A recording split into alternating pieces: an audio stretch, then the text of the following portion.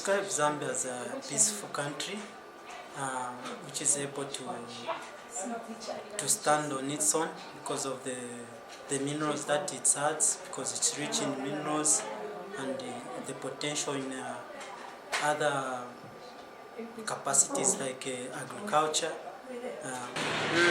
It's a very nice country, very peaceful, full of friendly people, obviously very rich in resources, and full of happy people like me. The economy of Zambia is wallowing from poverty, with most of the Zambian people actually not managing 3 meals in a day. And then you look at the education system, which requires pupils to pay so much money for their school fees. Most of the children are left out in the streets because of lack of sponsorship. We are trying as a country to meet the Millennium Development Goals by 1, offering free education from grade 1 to 7. And as well as trying to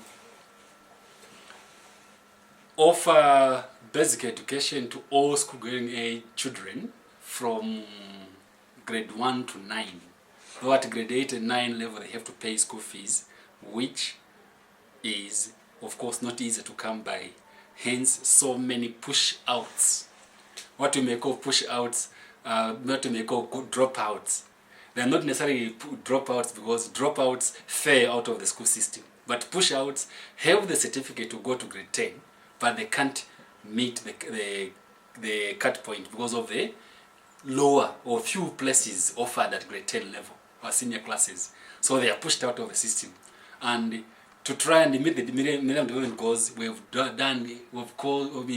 improvised by offering what we call APU classes, where those who cannot meet going to the regular classes are allowed to come in the afternoon to learn.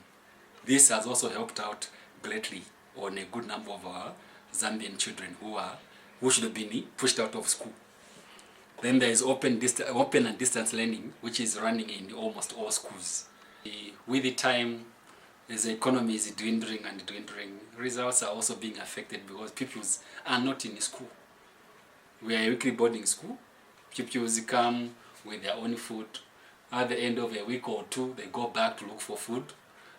Sometimes the food is not there, they have to do some pieceworks. By the time they come back, the friends have gone quite some distance in the coverage of materials in the classrooms. So, in the end, they lose out. Even as they go for holiday, tomorrow the schools are closing. Not all of them will all come back on the opening day. Not because they don't want to come back, but because they don't have what they need to come to school with. So, children's results are affected.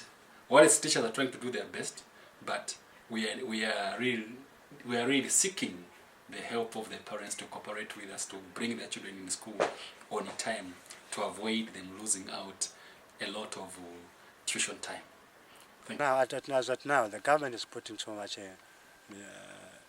effort on improving the education of the children. So the government is working hard? It's working hard, yes. Okay. Yeah. And there's a lot of materials which are being given to the children. Even about HIV and AIDS, they're teaching them.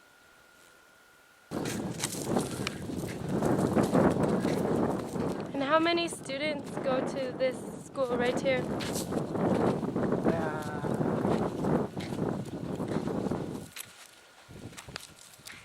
300 and something. And how many teachers are there? There are only 4 teachers. Okay. You can see this is a waste of material. We made this for the teachers, but they cannot make use of them. Bricks to make some benches. So what grade is this classroom? Actually, we have grade 1 to 7 here. So we just change classes. All right.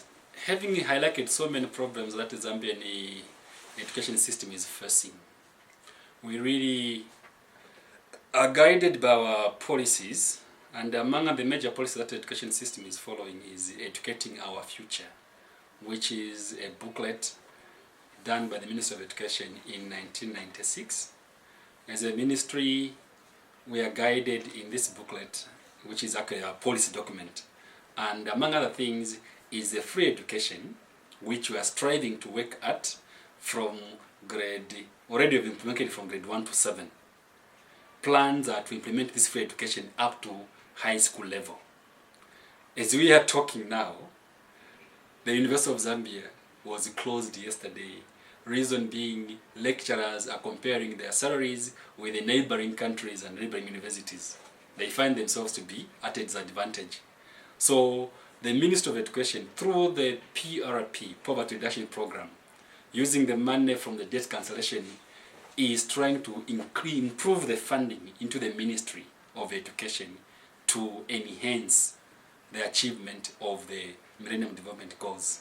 We believe if the funding is channeled to education, because when you invest in education, you really invest in human development. And once you invest in human resource, then development is sure to be achieved. So what is required by the government is just to invest more in the education system. Then the country can develop. Somebody says, if you think education is expensive, then try ignorance. Thank you.